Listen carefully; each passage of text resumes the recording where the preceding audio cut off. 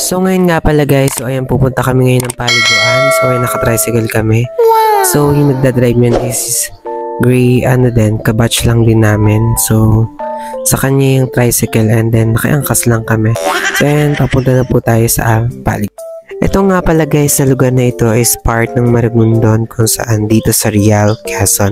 So ayun, makikita nyo ang ganda-ganda ng nature. So ayun, makikita nyo sa screen is mga kasama namin, mga klase namin, mga kabatch, which is restaurant ng UMS 12 and EIM 12 and Food Processing 12. So ayun, kung makikita nyo nga pala, hindi kami karamihan kaya. So ayun guys, eksena nga pala ng aking is ganda-gandahan yun. So ay papakita ko sa inyo yung mga nyug. So ay nagaganda. Talaga namang maraming nakatayong nyug dito kasi nyugan po ito. Char. So ay marami kayong makikitang nyug kasi ayan, naman po kami dyan. Char. So ayan guys, kung babalakan yung pumunta dito, hindi naman po siya kalayuan, hindi rin po siya kalapitan. Sakto lang po yung layo pero kayo ay papawisan. Charot. So ayan guys, talaga namang kung makikita nyo, berdeng-berde ang mga dahon. Talaga naman pong napakainit kanina. That time nga pala guys, so ayan, yung mga kasama ko is nasa likodan ko. And then may kasama din ako sa harapan. Syempre yung nag-guide sa amin para hindi kami maligaw. At nga pala guys, dito sa pinuntahan namin paliguan, talaga naman napakaganda at hindi ka, yung pagod mo is marirelease mo agad pag nakita mo yung paliguan. Talaga namang napaka-refreshing ng water. Ano na natin guys, partida pa lang sa mga dinadaanan namin. Talaga namang napakaganda ng mga makikita mo habang dumadaan ka. Nakakapagod doon, nakakapagod talaga kasi syempre lahat naman talaga pinagpapagudan kung gusto mong sumaya. Charot! So ayun nga pala guys, kung makikita nyo is iyan yung tulay kung saan yung hanging bridge po siya. So ayun, kaya gumagalaw siya pag dinadaanan namin.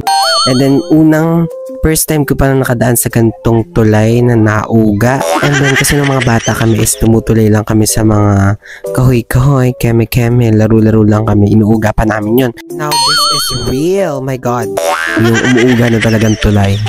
Diba? So ayan nga pala yung kasama namin is nagpapahinga at pagod na daw. And so ayan, malapit na kami. Nga pala pag nakarating na kayo sa hanging bridge is malapit na kayo dun sa pupuntahan na paliguan. So ayan, so, sabi ko mag-hi-hi sila mga KJ, char yan. So ayan nga pala guys, kung mapapansin at madada pa si bakla, char. So ayan, tingnan nyo naman talaga, napakaganda ng ating nature kahit blurry ang ating camera. So ayan, malapit na po talaga tayo sa pupuntahang paliguan and then ma-impress po tayo sa ganda ng ating makikita. Talaga namang refreshing. And nga pala, yung dadaan na kami is umangat yung lubid gawa ng kalabaw at tumayo. So ayun nga pala guys, parang takot na takot din ako dyan. Yan, tumakbo pa kes. Yan, So ayan, malapit na tayo. Ayun nga pala yung paliguan, nakarating na kami. And then napakaganda talaga at medyo malawak po siya. Tsaka pag naligo ka dito talaga mapapagod ka kung gusto mong tumawid sa kabila. Pag lalangoy, syempre hindi ka naman pwede maglakad sa tubig, di ba? Char.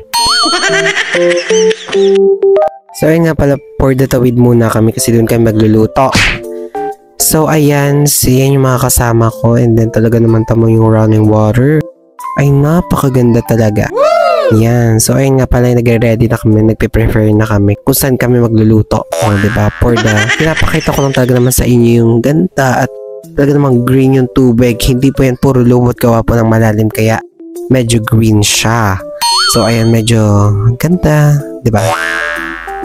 So ayan guys, kung mapapansin is nagpapaypay ang aming kasama kasi ayan, didikit na sa at kailangan namin magsaing. Wala kami dalang sinaing, ulam lang kasi dilata po yung dala namin kaya hindi na kailangan lutuin. And so ayan, sinusuob na po si Justine ni Agarap kaya naman po for the tiis ang person. Char. So ayan, pay kasi nahantay nila yung aming isasalang dyan which is yung sinaing. So ayan, malapit na yun. Zoom ko na po. Gawan may nakaharang pang kahoy. Nag-focus doon sa kahoy yung camera. And then ayan, for the pay lang si bakla. Char, hindi pala yung bakla. So ayan, yun nga pala yung pinagsaingan namin. So pag nasa nature tayo, huwag po tayong sensitive and maarte ganon. Char. Matapos nga pala ng pagluluto is talaga namang naglalatag na kami ng aming kakain kasi magbo-boodle fight kami. Boodle fight.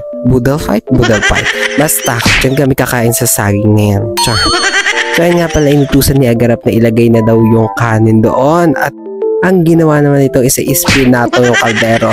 So ayan, at kinuha at talaga namang medyo ginamit ang brain. Char.